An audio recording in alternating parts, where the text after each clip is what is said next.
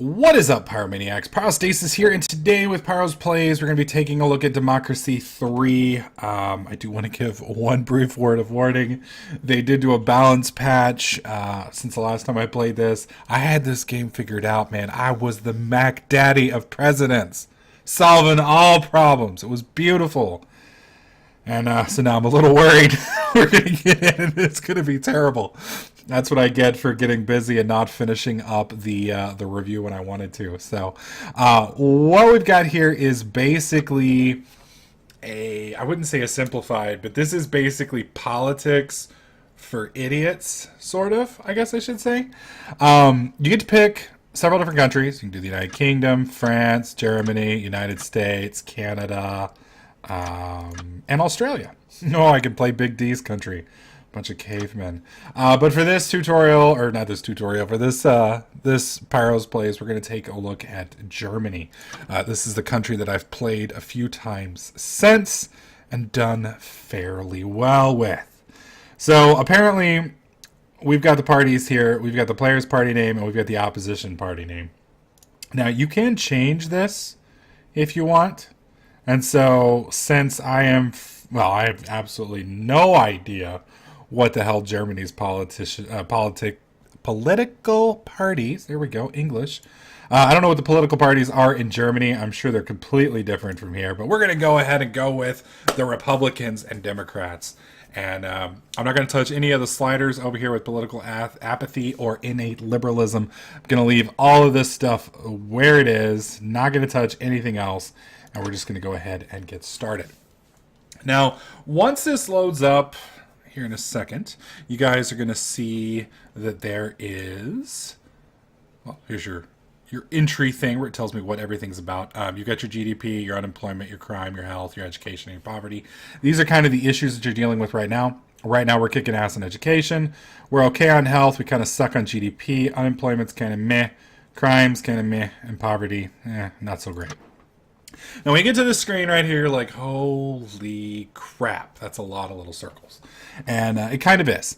When you look at this, in the center, you can hover over any of the specific little issues or parties, I guess. These are basically your groups. So, like, when you're thinking of it in an American term, like the liberals, the conservatives, the Tea Party, these would all be individual little groups that you're looking for. And these are the things you're trying to either make happy or maybe try not to make too angry with you. So as you can see right here, socialists freaking love us. Retired freaking love us. The environmentalists, oh my God, everyone is hugging a tree in Germany today. State employees and farmers like us, people who hate us, we're going to be looking at middle income capitalists. Oh, that's no good at all. And some of the other people hate us distinctly. Now in these little circles you're going to see out here, you're going to see we've got right over here, one of the red ones is homelessness. So with homelessness, you can see down in the bottom right, property tax is contributing to homelessness. That's the green. You can look over here, crime. Homelessness is actually contributing to crime. Immigration is contributing to homelessness. It looks like poverty is massively, see that little green just chunking into it? You can see unemployment benefits are slightly decreasing, and you can see all these different bonuses. And you can also see who hates us and who likes it. So middle income, they hate me because of homelessness. Poor people hate me because of homelessness, and the liberals hate me because of homelessness. Down over here in the bottom right, we have an uncompetitive economy. So our GDP is poor. That's gross domestic product, I think it is, if I remember my economics. Productivity is kind of low. The capitalists hate us. And apparently our corporation taxes are a little bit high. That's why our economy isn't very good. So looking up here, all these different things down here, these little white icons, these are policies that I can actually make. So for instance, right now, we've got uncompetitive economy. So if I want to fix the uncompetitive economy, then I could go into corporation tax, and you're going to see, actually I need to show you guys this real quick. Upper left-hand corner, you see the little fist. That's not a representation of the man or the people that we're running over with our Secret Service jackboots. That is our political clout, basically. What that says is how much juice we have with the parties and how much we can actually force into play and force to happen. So, for instance, think of it, to put it again in American terms, as I only know American politics, Republicans and Democrats. Democrats want Obamacare, Republicans don't, and so they're fighting against it. For the Republicans to be able to stop Obamacare, they would have to have a very high amount of political clout, whereas with the Democrats, they might not necessarily have to have so much. So it depends on your party, your core, and all of that stuff depends on, and obviously how many groups are affected, and a lot of those things. So, like, anytime you're dealing with stuff with taxation, you can see right here, to raise it, it's going to be 19. To lower it, significantly easier. The income tax, to raise it, massive. To lower it, very easy. And so you've got to be careful what you do with certain policies, because it might be easy to make a change for everyone's benefit. And by that, what I mean is, it's kind of complicated when you say for everyone's benefit. That terminology is wrong. Let me rephrase. When you make a change that people assume is in their benefit, for instance, lowering taxes, that sounds great. Everybody likes lower taxes.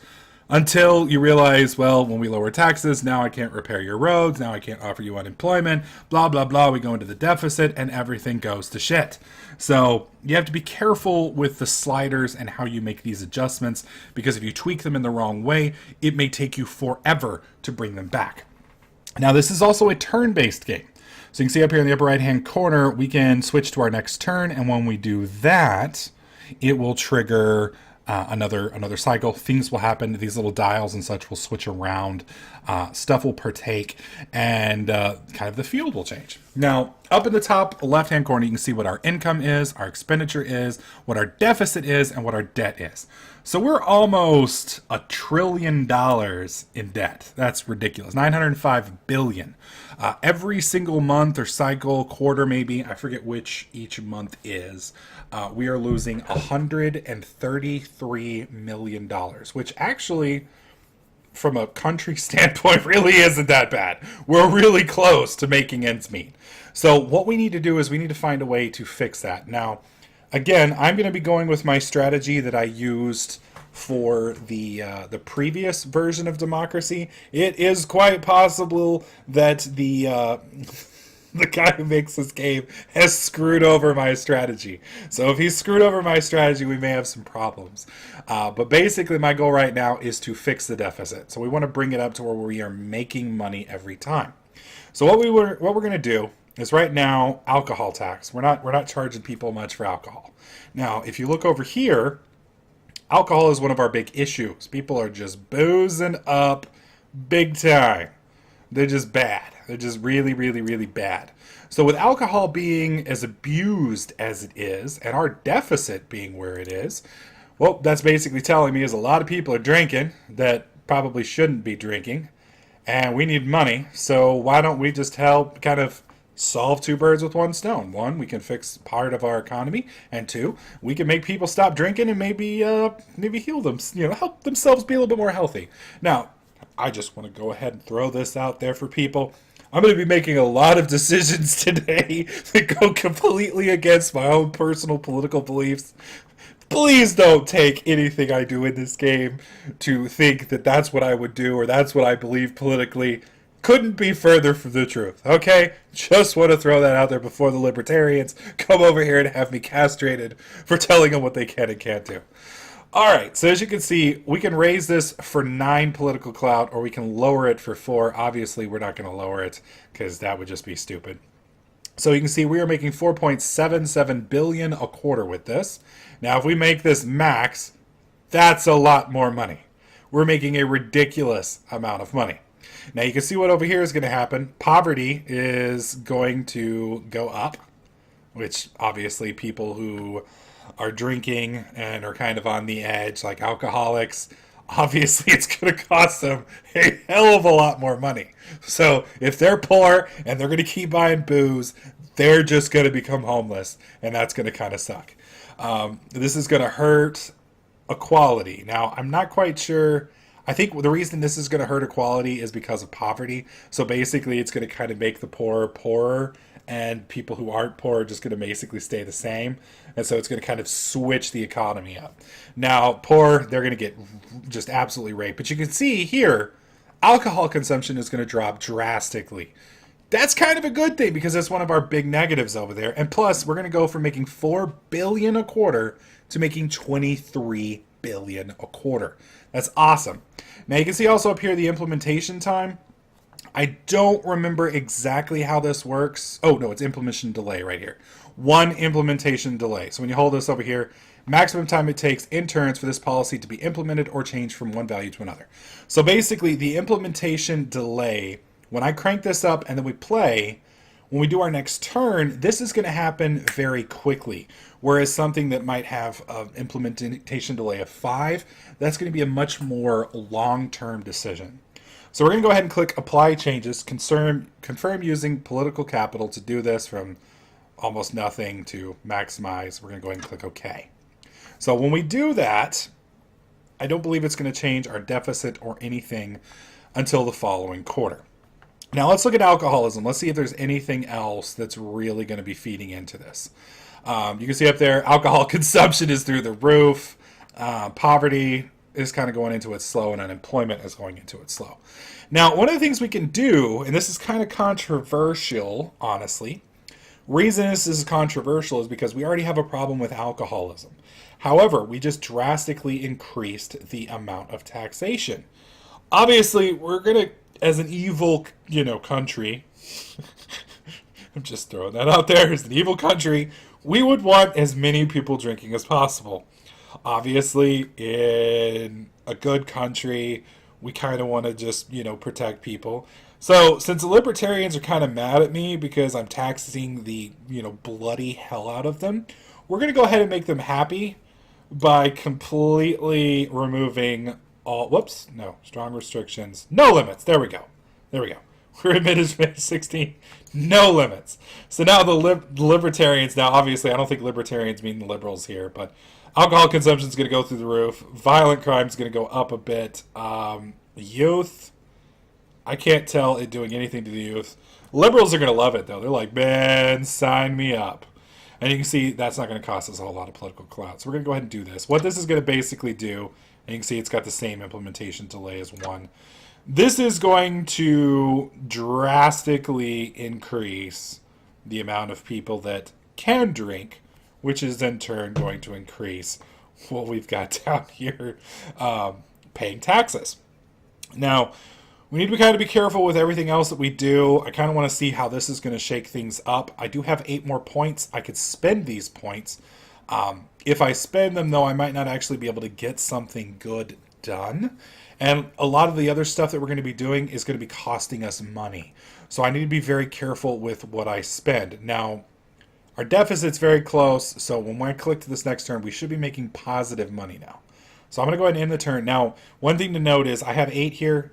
Some of this will kick over to my next turn. Not all of it, but some of it. So you got to keep that in mind when you're doing this. It might be nice to stockpile up so you can make some of the more difficult political decisions, but at the same time, you got to be careful not to do it too much. So let's go ahead and do another month.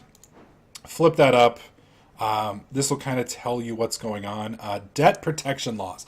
Now, this is one of the other things that you're going to get periodically throughout your term as supreme ruler of whichever country you pick.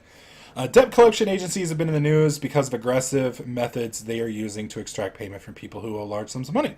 The debt collection agencies provide credit to people whom larger, more respectable companies will not lend money.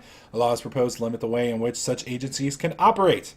Limit agency activity. These agencies are preying on the weakest and poorest in our society, often tricking them into borrowing money at exorbitant rates and can never be repaid. This is little more than extortion, and government should act at once to limit the severity. Or allow the agencies to operate. Nobody forces people to borrow money they can't repay, and to restrict the rights of debt agencies to recover legitimate debts would be counterproductive. People need to learn to live within their means and not expect the state to bail them out of trouble if they can't learn to do so. So this is one of those tricky, slippery slopes depending on where you believe politically. Option A, these companies are vampires and they are preying on the weak, stupid, uneducated, or people who just can't control themselves. The other side of it is you can't really make laws to protect people from being stupid. Stupid people are going to be stupid. Maybe they shouldn't be stupid. If they don't want to be stupid, don't be stupid. I shouldn't have to make a law for you to, But for the niceness and the fairness, I'm kind of leaning towards limited limit agency activity. I'm perfectly fine if you're going to be screwing some people over, but you can't actually be doing it on purpose. I mean, like, if your whole point in life is to, like, ruin people's lives, and that's a little bit too much. I mean, making money is one thing. This is a little too far. So we're going to go ahead and limit the agency activity. That may have a business drawback to it. I'm not sure.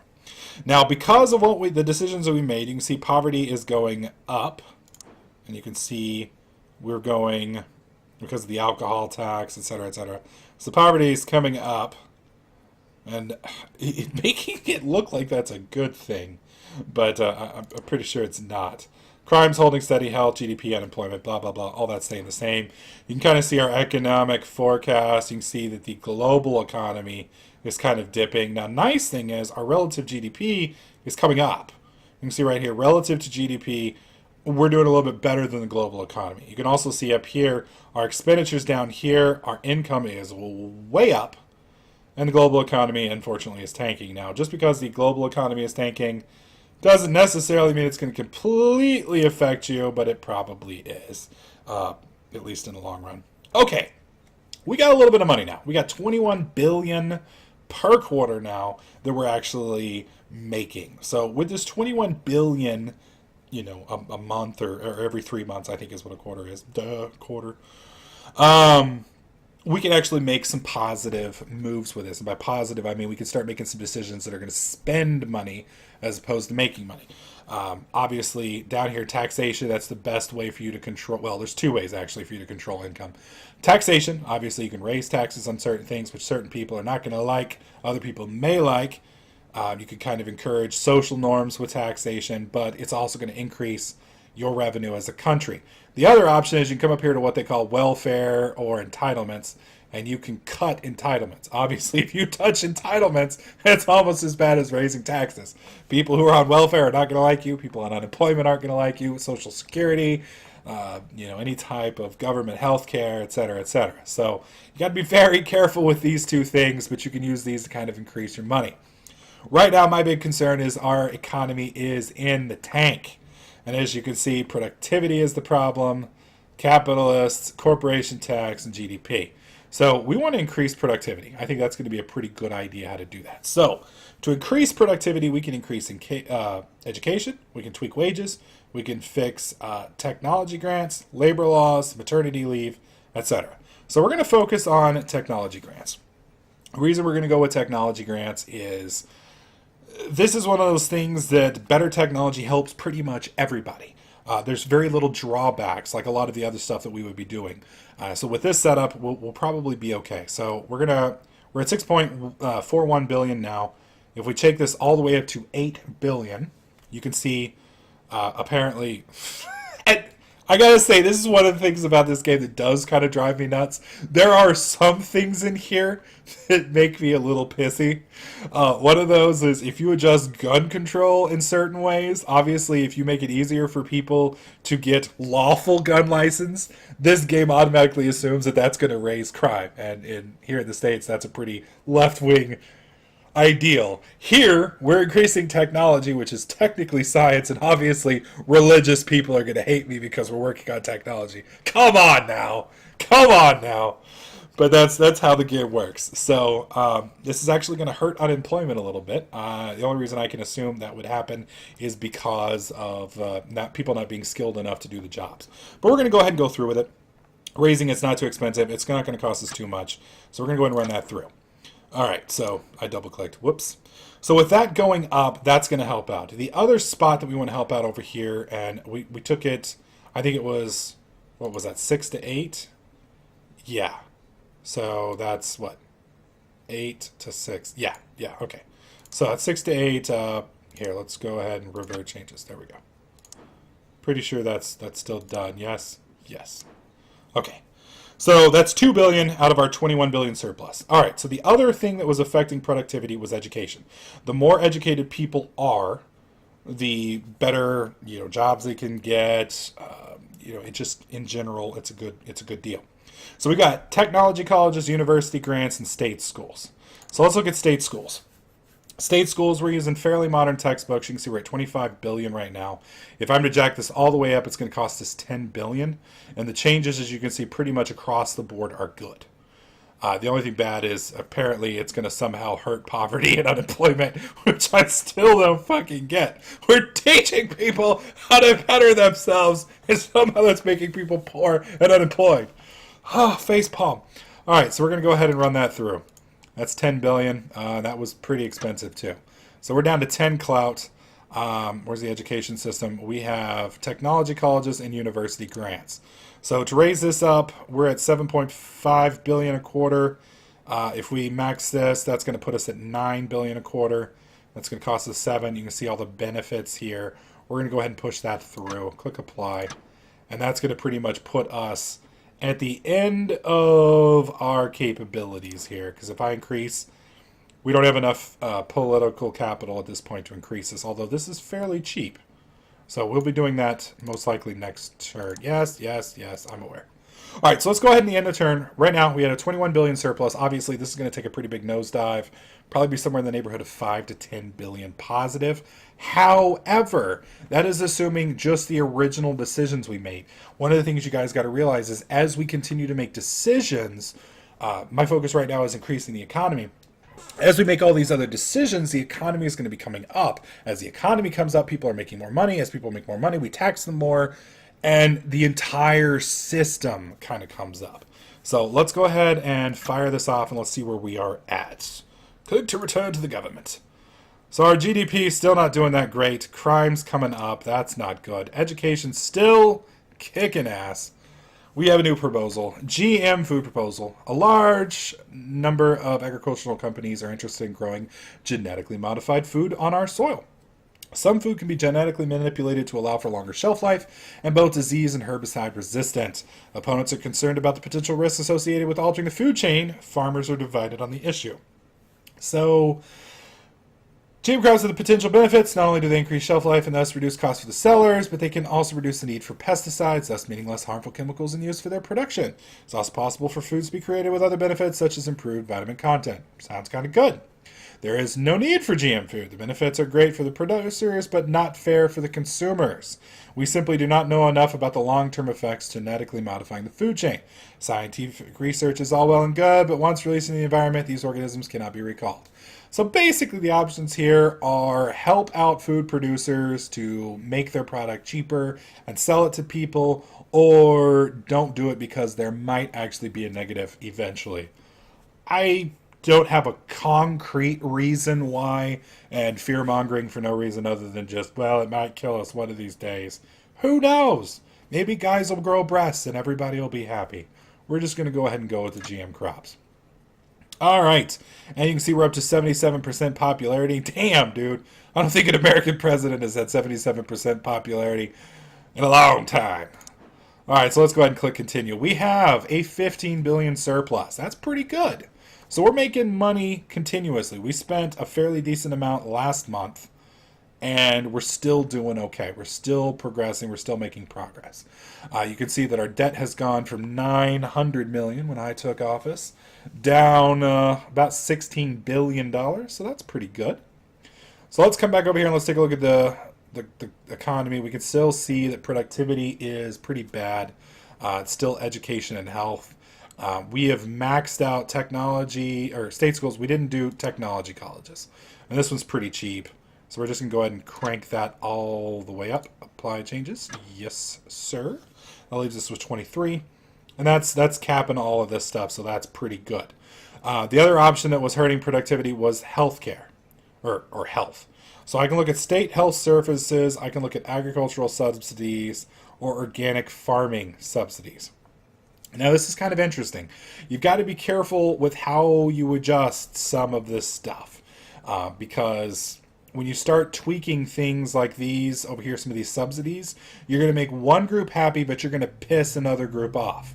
And you can kind of see how some of this stuff works. So you got to be very, very, very careful. So let's take a look at state health services. Right now we're paying $32 billion a quarter. That's a lot. We just spent $1 billion of our $15 billion surplus, so that leaves us about $14 billion to play. So if we wanted to max this out, we're at $32 billion now. It's going to cost us 10 billion, which we can pay. And what that's going to do is it's going to give us amazing health care. State employees are going to love it. Unemployment is somehow still going to go down. The wealthy are going to hate it. The capitalists are going to hate it. But the poor people, socialists, healthcare, and the retired are all going to love this. This seems like probably a pretty good option. Unfortunately, it's going to take 12 turns. 12 turns for this to happen. So because of that, I'm going to kind of pass. 12 turns is a long freaking time. I mean, that's... we're only 2 turns in. It's kind of like Obamacare, you know? It's one of those things that's going to take a long freaking time to get in. Now, one of the things I did notice, I think it was... Where was it, dude? I saw it a minute ago. Where was it? Health services. Legal drug consumption. You can see right here. And that comes over here to narcotics. So with narcotics, right now, narcotics are outlawed. So if we allow, and you can see we don't have enough political clout to do so, but if we allowed these to come in, we're going to massively increase legal drug consumption. Conservatives are going to hate us. Crime's going to go through the roof. Liberals are going to like us. And parents are going to hate us. Unfortunately, I don't see any income there. Now, one of the options that'll probably pop up is once we get that, I'll probably be able to tax narcotics, which kind of makes sense to me. But for now, let's focus on seeing if we can reduce crime. So where is our crime? Crime is right here. So we've still got about 13, 14 billion. All right, so it looks like prisons, police force, commuting policy, intelligence service are all things that we can help out with this. So let's look at our prisons. With our prisons options, we have... Let's see, we can do extensive rehabilitation or we can do overcrowded cells. Well, if we increase this up, it's going to cost us next to nothing, but it's going to reduce crime. It's going to fix the Liberal Party. Conservatives are going to like it. State employees are going to like it. I mean, it's a win-win for everybody. It lowers crime, costs us next to nothing, and it's a good deal. It is 6 turns out, but I'm going to go ahead and fire that off. So we're going to go ahead and implement that. Let's see, what else can we do with crime?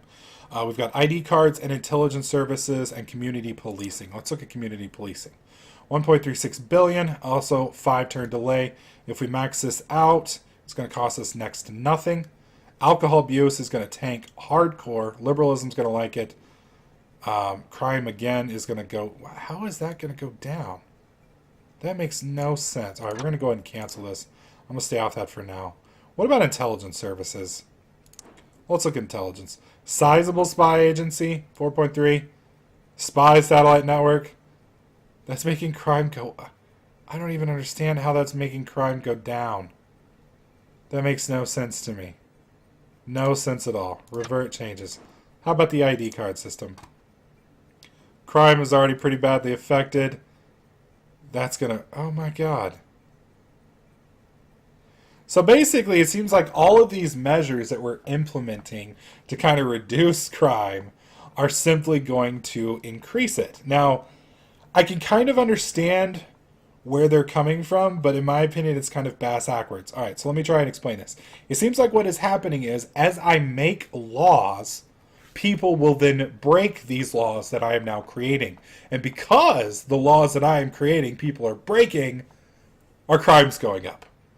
Which seems kind of silly to me. But I could kind of understand that outlook. Let's see, what do we got here? Legalized prostitution. That's a juicy one. What about gun control? Now, handgun laws, this is one of the ones that I kind of have a major issue with. This one's one of those things that kind of drives me crazy. All right, watch this. If we turn this to the left, violent crime goes through the roof. Right here. 20% increase in violent crime rating. However, if we turn it up, crime is reduced. Oh, now I'm an idiot. I think I've been misreading this whole thing. Yeah. Parents will like this. Crime goes down. Yeah. Okay, that's right. So this is going to be crime going up, patriots are going to go up, liberals hate it, parents hate it.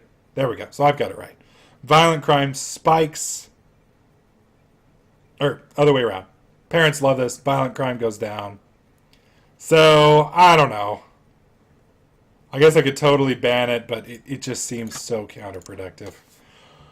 So, let's just focus on keeping the economy up. Let's go look at GDP. What can we do with GDP? We've got Ban Sunday shopping. That's something we can fix.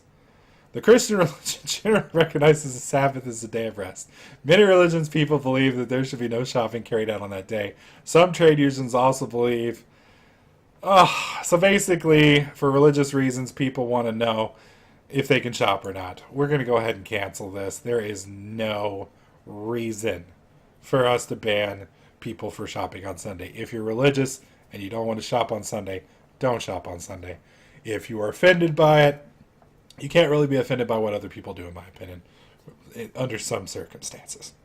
So we're going to go ahead and let that go. So I'm just going to remove this policy. We're going to say no enforcement. We're going to go ahead and implement it and let that rock and roll. One of the other couple options, this video is going way longer than I expected to because there's just so much to cover. But there is a lot of information that you guys can get. Quite that tutorial. All right, quite tutorial. There's a lot of information you can get from focus groups and such that you guys can see in here. You can see kind of what your policies are affecting and how they're affecting it. You can see where your money's going and coming from. Like right now, you can see we're spending just a ridiculous amount of money on state pensions and state healthcare services. So if we were high in debt and we're trying to fix our debt, cutting state pensions would probably be a good way to go about doing that. After that, it would be state health services and then state schools. So if you're trying to make more money, that's a good way to go about it. You can see where all of our money is coming from. Right now, the majority of it from income tax, then sales tax. Kind of interesting, 10% of it is coming from alcohol tax. So it kind of gives you an option on where to look at from there. There was one other thing I wanted to see. These are some policy ideas. I kind of like, some of these are pretty interesting. A lot of this is, for those of you guys who follow politics, these are very interesting things because a lot of this stuff is stuff that goes through nowadays. So you've kind of got to, if you've ever wondered, you know, if you were in that position, what would I do to fix certain things? How would I go about it? Obviously, there's a massive achievement system in here as well. You can see all of the different achievements that they have. I've unlocked some of them, not many. Not many at all, but some of them. And you can target those specifically. Whoops, wrong button. And then this is the one main thing I did want to show you guys. You can see right here, you can kind of see how people think about you. Now, this is your cabinet. So your cabinet, they provide special bonuses for you. So for instance, let's look at one of our, I think this guy right here. Yeah, he's kind of, I wouldn't say he's unloyal, but he doesn't have a whole lot of experience. He's not exactly loyal. He's only providing us a 3.0 boost to economy. He just really isn't all that awesome of a guy. You know, he's just kind of mediocre. So what we can do is we can say, all right, well, we need a new economist here. So we can look through here, try and find another economist. Where is he? Well, we got this guy. He's a 4.8. He's loyal as hell, but he has no experience at all. We've got this person here, 4.0. Again, very loyal, no experience at all. This guy's 4.7. He's got a little bit more experience than this guy does. He's about the same in loyalty, but he just, their experience kind of sucks. And you can kind of see some of them, I guess all of these are pretty much completely unexperienced. So you kind of have a give off, you know, you get some more political clout from these guys, but at the same time you lose some benefits. So we're going to go ahead and fire our economy guy because I don't really like him and he kind of sucks. So we're going to go ahead and fire him. And then we're going to, you can hear all the whispering. And then we're going to go ahead and pick up this dude right here. Oh, can I hire him? Hire. Bam. So now we've got a 4.7. Public services. She's at 2.4. That's awful. She's awful. Now, I don't have political clout to fire her, but I can fire her next turn. I think you've also got to be careful because as you fire some of these people, it seems to affect all of their stats as well. So once you start whacking folks, you kind of got to be careful because it can kind of come back and bite you. And you also see kind of from their opinions. Like this dude, he's totally happy to see me. Look at it. He's got that big shit-eating grin on his face. This guy, he looks constipated. You can see he has no experience and he has no sympathies, but he's loyal as hell. So you kind of gotta work with these. You obviously want to have people with good sympathies, decent experience, and are fairly loyal. So you kind of got to play around with these, and you got to be careful because it does cost you money as well. All right, let's look at our final turn. One of our people won the Nobel Prize. So this increases our GDP, the Patriot, Liberals, and the Patriot memberships. You can see our polls are kind of holding steady. Education is actually going up, and our GDP is still kind of tanking. We are down to a 6.58 billion surplus, but it does seem like we're kind of fixing our economy a little bit. Capitalists are tanking. So what we could kind of look into is kind of fixing some of these capitalist issues. Raise or lower, we can fix either of these. Now, if we tank this, environmentalists are going to hate us, farmers are going to hate us. In fact, there's really no benefit in doing that at all. The only thing is it's going to fix obesity. I kind of find it funny that organic farming hurts obesity. But we're going to revert those changes. Let's look at the other subsidy up here. Same general idea. If we do none, we do some, it kind of fixes the capitalist stuff. So the nice thing about this stuff is you can kind of change how your money is coming in. Let's look at the retirement state pensions. You can see right here we're paying $36 billion. You can see the retired people just love me, dude. Absolutely freaking love me. If I drop that all the way down, see the difference in spending? 37 to 8. The retired will hate me. The capitalists are going to get a pretty big boost. Private pensions are going to get a pretty big boost. And everything else is going to kind of drop. I mean, poverty is going to... That's kind of interesting. This is actually... Yeah, it's going to tank poverty a pretty good amount, too. So, a lot of these changes, and this is what makes this game so complicated and why this review is this Pyro's play is taking so long. You've got to really look at each one of these options and kind of decide... what is the trade-off? What is my target? You're never going to be able to make all of these people on here in the center happy. It's impossible. Because as you tweak each one of these things, as you tweak it, it's going to lower another one. And somebody else is going to get pissed off at you. Somebody else is going to get happy at you.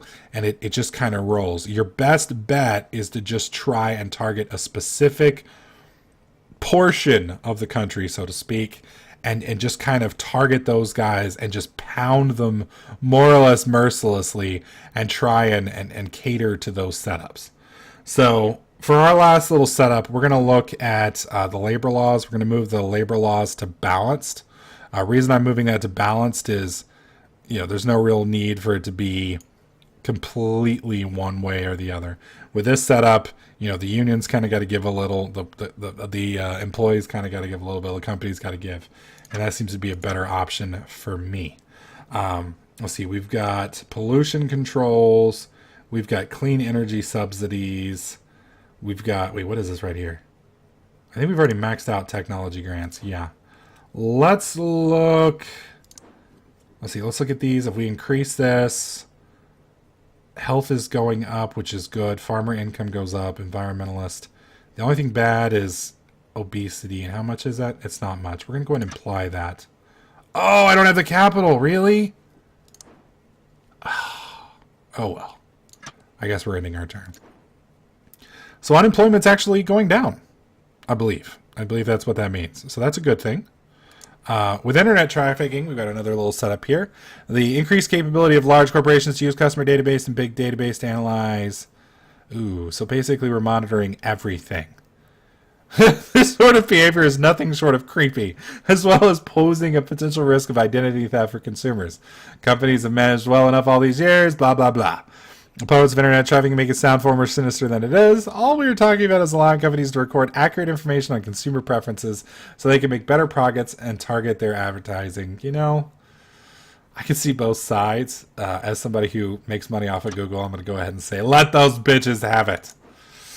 As you can see, we have dropped our debt in the 4 turns almost 100 billion. I guess it's more closer to 50 billion, but we're making progress. People seem to like me. We're doing well. Let me know what you guys think about this game in the comment section below. Do you like this? Do you not like this? Is this something you guys would like to see a Let's Play of? Let me know in the comment section below. You can pick this up on Steam. The video, or the link will be in the video description below.